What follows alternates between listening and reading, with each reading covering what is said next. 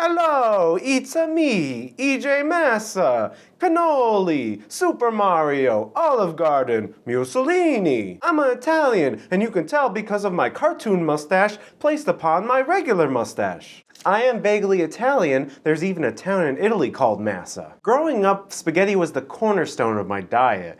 And my favorite restaurant was Silvano's, an Italian restaurant that had a giant cock on its sign.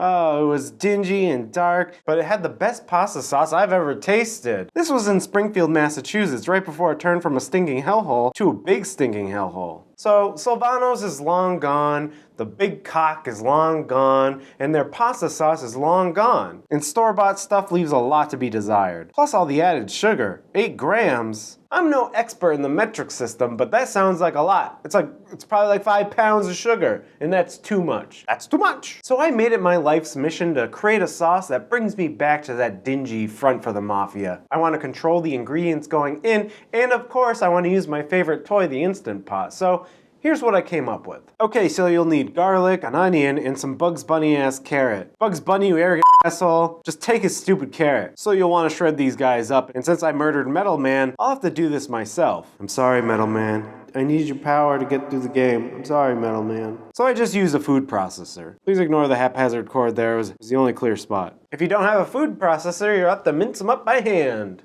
To fit in the food processor, I quarter the onion, then peel 5 cloves of garlic. Okay, boys, don't be shy. That's better. Editing jokes. Scrub the carrot and cut into chunks. Throw those things into the food processor and give them some pulses. This is about the chunky consistency I like. Now, if you like a smoother sauce, you can just pulse it a little longer. But I like my sauce like I like my women. Red. Ooh, Disney Pocahontas, you have culturally appropriated my heart. Next, we'll need 2 tablespoons of butter. Oh wow, I get to do my own butter cutting B-roll? Hope I'm making you proud, Junt. Put the Instant Pot in saute mode and melt the butter.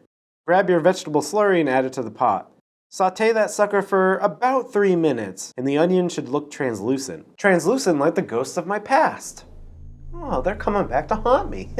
Turn off the saute mode, and then we'll need a 1-pound can of crushed tomatoes. I guess you could crush some fresh tomatoes, but I'm lazy as f***. Plus, these 1-pound cans are often on sale for $5. I'm also one of those people who always has onion and garlic around because 1, they're tasty, and also they're a main component in a lot of my dishes. As a result, I can often make this pasta sauce on a whim. I don't usually have these Looney Tune-ass carrots around, but I do have baby carrots on hand for snacks, so I substitute a handful of them. Additionally, I just use the store brand crushed tomatoes because I've used the organic ones, I've used the ones with hip labels and handwritten fonts, and you know, they all taste the same to me. Dump that in, you'll also put in a ½ teaspoon of dried oregano and my secret ingredient, tiger sauce. It's a peppery and tasty condiment, and it's not really a hot sauce, it just adds a zestiness that ties all the flavors together. I basically use it on everything. Eggs, tacos, pork, mac and cheese, ice cream.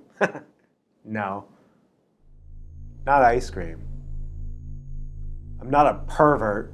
Anyways, you'll put 2 tablespoons of tiger sauce in. Mix it all around, seal the lid, and use the manual pressure setting for 30 minutes. As a side note, I believe tiger sauce is not vegan because it has fishy stuff in it. Delicious fishy stuff. So if you want to make this vegan, you can substitute 2 tablespoons of olive oil for the 2 tablespoons of butter, and then maybe put in some red pepper flakes and cayenne pepper to replace the tiger sauce. But I don't know, you vegans can figure it out. You guys are good at figuring out how to not eat all the aminos. Okay, when time's up, don't use the quick release. You'll get pasta sauce everywhere, and you'll ruin your J. Crew cardigan, and who knows when the next sale will be. Wait for 10 minutes to let the pressure naturally dissipate, and when the 10 minutes are up, then use the quick release. Open up the lid and Mamma mia! We have a tasty marinara sauce, and you can put it over some spaghetti, and oh boy, that puts ragu to shame.